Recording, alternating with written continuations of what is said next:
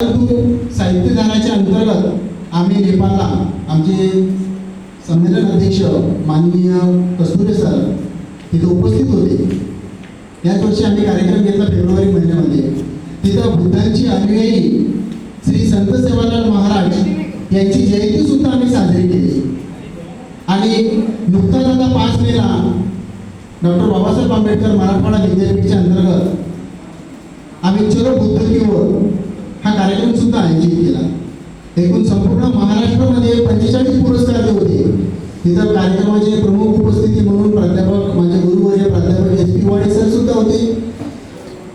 तपोसी बुद्ध हा कवी संमेलन हा कार्यक्रम आम्ही आयोजित केला। संमेलनाचे अध्यक्ष ॲडव्होकेट कस्तुरे सर हे आम्हाला प्रमुख पाहुणे म्हणून लाभलेले होते। खरं म्हणजे प्रत्येक गोष्टीमध्ये एकता असणं गरजेचं आहे। काय होतं की एखादा व्यक्ती त्याचं कार्य करतो, परंतु त्या कार्याला शाबासकीची थाप देणारे तुम्ही आम्ही सर्व लोक असतो। कुठल्याही व्यक्ती एखादा महान मानला जातो तो केवळ त्याच्या वयानुसार नसतो, त्यांनी केलेल्या कार्यानुसार त्याला प्रसिद्धी मिळत असते।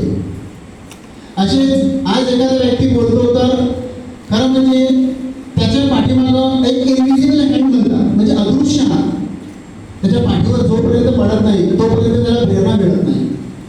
आणि असेच कार्य आम्ही बुद्ध साहित्यामध्ये पेरून प्रत्येक व्यक्तींना त्यांच्या कार्यांना वाव देण्याचे कार्य करत असतो। जास्त वेळ घेत नाही तर सर्वप्रथम आयोजक माननीय इंगळे सर व प्राध्यापक SP वाडे सर व व्यासपीठावर बसलेले मान्यवर त्यांनी मला प्रमुख पाहुणे म्हणून बोलवलं, त्याबद्दल शब्दाचा आभार व्यक्त करतो आणि माझे 2 शब्द इथं संपवतो।